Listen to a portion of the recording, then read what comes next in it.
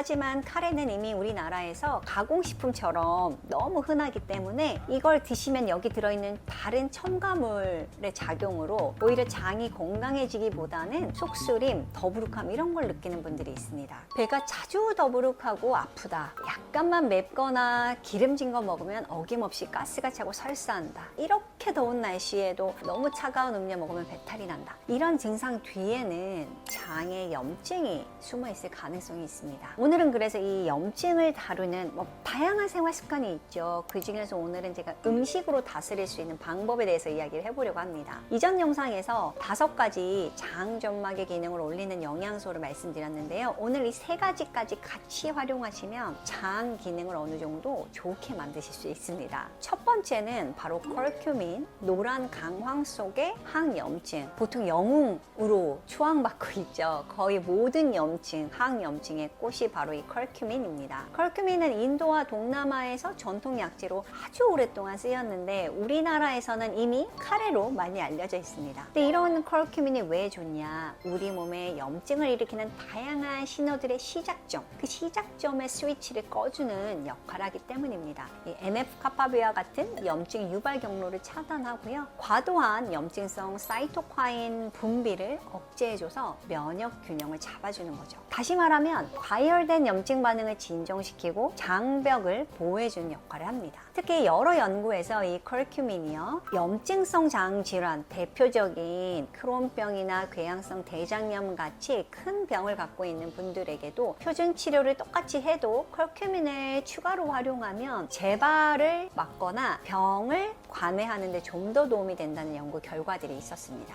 그렇다면 이 커큐민을 어떻게 활용할까? 우리가 궤양성 대장염이나 크론병이 아니라 하더라도 그만큼 불편함을 갖고 있는 분들이 있으시죠. 과민성 장 증후군, 아니면 이렇게 계절이 바뀔 때 어김없이 배탈이 나는 분들도 이 성분이 염증 기전을 조절해서 도움이 될 수 있습니다. 그럼 커큐민을 어떻게 활용할까요? 가장 손쉬운 방법은 요리의 강황 가루를 활용하는 방법입니다. 물론 카레에도 있어요. 하지만 카레는 이미 우리나라에서 가공식품처럼 너무 흔하기 때문에 이걸 드시면 여기 들어있는 다른 첨가물의 작용으로 오히려 장이 건강해지기보다는 속쓰림, 더부룩함 이런 걸 느끼는 분들이 있습니다. 그래서 카레를 드시면서 장이 좋아지기를 바라는 건 좀 어렵고요. 강황 가루를 이용해서 조리할 때 쓰시는 게 좋겠습니다. 가장 흔하게는 밥 하실 때 뿌려서 드시거나 아니면 생선구이나 뭔가 고기 구우시고 이럴 때 조금씩 뿌리시는 게 좋습니다. 그런데 이 커큐민이 사실 가장 큰 문제가 체내 흡수가 잘 되지 않는다는 점이에요. 그래서 건강기능식품 보면 이 흡수율을 높이기 위해서 리포솜 형태로 만들었다, 이런 이야기 많은데요. 사실 정말 재밌는 연구가 있었는데 이 커큐민을 후추랑 같이 드시면 흡수가 2000% 올라간다고 합니다. 그러니까 여러분들이 생선구이 하실 때 저는 강황가루를 좀 뿌려서 고기를 굽는데 이때 후추를 마지막에 뿌려서 드시면 향도 좋고 맛도 좋고 이 흡수율도 좋아진다. 이걸 꼭 기억하셔서 활용해 보시면 좋을 것 같아요. 후추에 들어있는 피페린 성분이 합쳐져서 시너지 효과가 납니다. 실제 피페린으로 영양제가 있거든요. 굳이 이런 거를 드시지 않더라도 강황가루와 후추를 이용해서 함께 드시면 장 건강에 좀 도움이 될 수 있습니다. 다만 후추도 좀 맵죠. 그래서 너무 많이 드시게 되면 그로 인해서 위가 불편하실 수 있으니까 적절히 활용하시면 좋겠습니다. 또 사용 팁 하나 더 알려드리면 강황가루로 강황차를 끓여 먹는 방법도 있습니다. 뜨거운 물에 강황가루나 강황 뿌리를 우린 뒤에 레몬 같은 걸 약간 타서 드시는 거죠. 두 번째는 이전에 제가 너무 사랑한다고 말했던 생강입니다. 생강도 커큐민과 똑같이 NF-kappa비와 염증성 사이토카인 또 똑같이 작용을 하는 아주 중요한 식품입니다. 그래서 배탈이 났을 때 왜 보통 따뜻한 생강차를 드시죠. 그리고 또 임산부들이 울렁거릴 때도 생강을 이용하는데요. 생강에 진저롤이나 쇼가올이 아주 강력한 항염증, 항산화 작용을 합니다. 그래서 이 성분들이 위장과 장에서 과도한 염증 신호를 차단해주고요.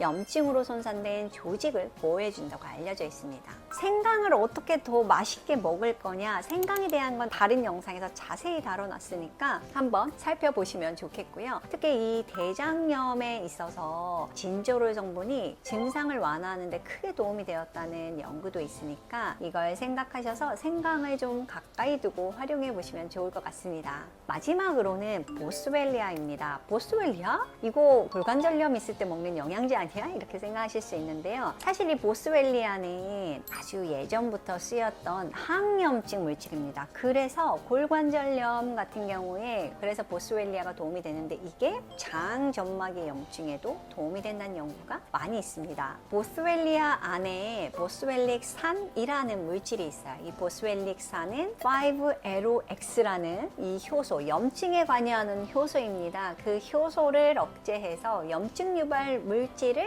덜 생기게 해줍니다. 즉 염증을 부르는 류코트리엔 생산을 차단해서 염증의 불길을 애초에 잡아주는 일종의 소방관 역할을 하는 거죠. 또 이런 보스웰리아 추출물 자체가 장 점막을 보호하고 손상된 장 점막 세포의 기능 재생을 돕는다는 연구가 있습니다. 실제 연구에서도 궤양성 대장염 환자들이 6주간 보스웰리아 추출물을 먹었더니 82% 사람들이 증상이 호전됐다고 합니다. 사실 보스웰리아는 그런데 이 강황가루나 아니면 생강가루 이런 식으로 컬큐민이나 생강처럼 음식으로 흔하게 활용하기는 좀 어렵습니다. 그래서 이 보충제를 활용하시는데요. 보충제는 보통 제품이 제형으로 나와 있어서 300mg, 500mg 이렇게 나와 있고 이걸 하루에 2번에서 3번 정도 드시게 되는데 처음에는 아주 소량으로 1번 정도 드시고 불편함이 없으시면 지속적으로 활용해 보시는 방법이 있습니다. 보통 장이 안 좋으시면서 관절도 같이 안 좋다 하시면 보통 보스웰리아가 꽤 괜찮은 옵션이고요. 그런데 순서상 음식으로 다스리는 게 훨씬 더 안전하고 또